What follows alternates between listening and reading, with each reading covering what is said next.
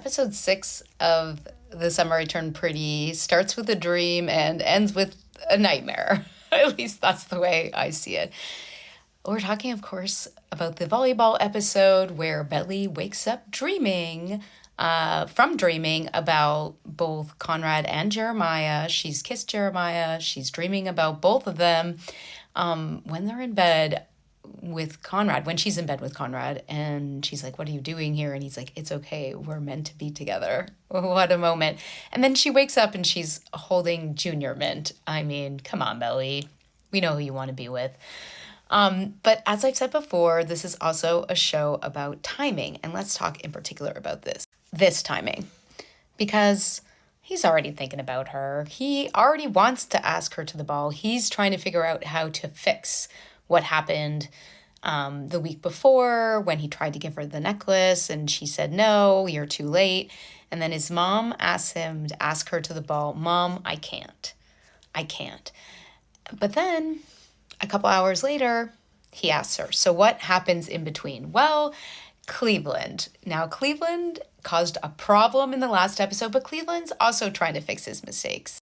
Because after Conrad has his first full-blown panic attack, Conrad says something to him, which is really important and allows him to open up to Belly. He says, Conrad, it's not on you. It's not on you. And Conrad repeats that, and you can just see him letting go of what he's been holding in this whole summer. And right after that, he goes and talks to Belly here in the kitchen. And because he's come back to himself, he's the Conrad he always was, he starts by apologizing. He apologizes. He says, I don't know why I said what I said. I remember everything. He's echoing the conversation on the beach at the end of the first episode. And he's trying to connect with her, and he's trying to let her know that he knows he screwed up. And then he asks, can I take you to the ball? And he lets her, he doesn't press her for an answer. He's not Jeremiah. He doesn't guilt her into it. He leaves her space to answer him. And that is when, Taylor arrives, and sort of breaks the spell.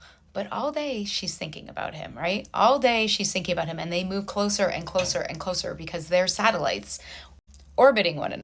And this is how they end up in each other's arms, bathed in sunlight. And does this lighting remind you of a scene that we get in season 3? Oh, yes. But then fates intervene.